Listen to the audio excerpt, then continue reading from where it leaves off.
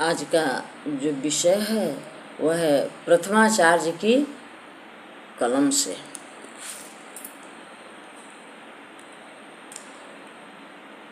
कुंडलिनी गति भेद कला पैठार गगन ध्वनि दिव्य कला लीन सदा फल शरण भने गुरुदेव दया कर दीन जने।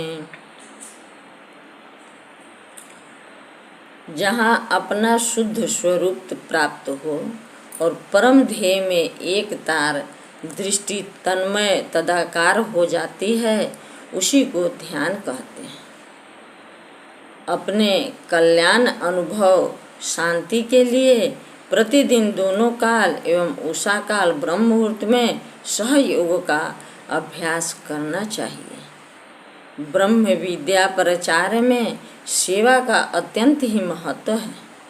सेवाहीन साधक अपने जीवन में त्याग और संयम का पालन नहीं करता। देखिए, ब्रह्म विद्या के दो भेद हैं, एक परोक्ष ज्ञान और दूसरा अभ्यांतर भेद साधन। प्रथम सद्गुरु शरण में रहकर सेवा सत्संग के द्वारा परोक्ष ज्ञान हो जाने पर साधन अभ्यास में आगे बढ़ना चाहिए। पूर्ण अधिकारी में शीघ्र उपदेश का लक्षण और साधन की प्राप्ति हो जाती है।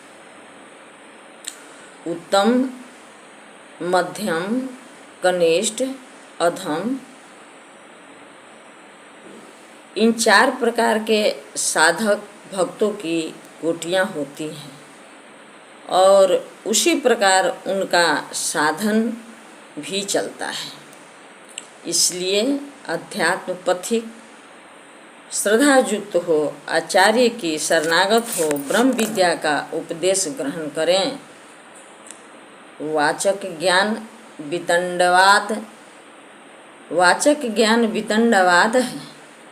सब अध्यात्म प्रेमी दोनों काल स्तुति प्रार्थना को सद्गुरु प्रतिमा के सन्मुख करेंगे और जीवन पवित्र आचरण तथा विहार के साथ अध्यात्म की चरम शिखा को प्राप्त कर चिर शांति का अनुभव प्राप्त करेंगे। ब्रह्म विद्या प्रचार में सेवा का बड़ा ही महत्व है। इस ज्ञान का प्रचार ही सबसे बड़ा सेवा है। ब्रह्म विद्या प्रचार के लिए तन मन धन से अपनी शक्ति का उपयोग करना चाहिए। देखिए, सेवा भी दो प्रकार की होती है, एक है नित्य सेवा और दूसरा है नैमित्तिक सेवा।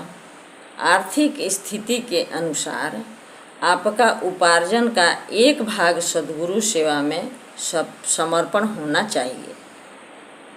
विशेष कार्य प्रचार के लिए आवश्यकता पर अपनी नैमित्तिक सेवा होती है।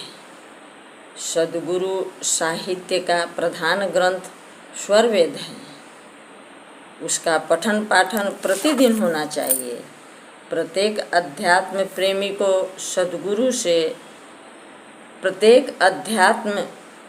को सद्गुरु संदेश का ग्राहक बनना चाहिए। पृथ्वी मात्र के मनुष्य अधिकारी बन इस संत समाज में सम्मिलित हो सकते हैं। नर नारी बाल वृद्ध सभी वर्णाश्रम धर्म में रहने वाले ब्रह्म विद्या योग का साधन अभ्यास अपनी सुविधा के अनुसार कर सकते हैं। स्वामी जी स्वरवेद में कहते हैं, पिंड ब्रह्मांड दोनों को शोधो, पिंड ब्रह्मांड दोनों को शोधो, धर अधरा पर ज्ञाना, आठों चक्र शून्य 68 पर तहवा पुरुष पुराना।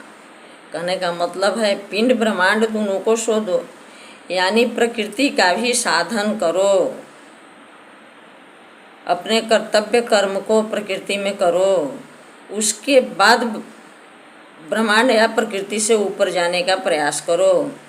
और उससे भी ऊपर धर माने प्रकृति और अधर माने अक्षर मंडल उससे भी ऊपर का ज्ञान है, यह उससे भी ऊपर ज्ञान है। आठों चक्र शून्य जो 68 है उससे भी ऊपर हमारे परमपिता परमेश्वर का निवास है, स्थान है।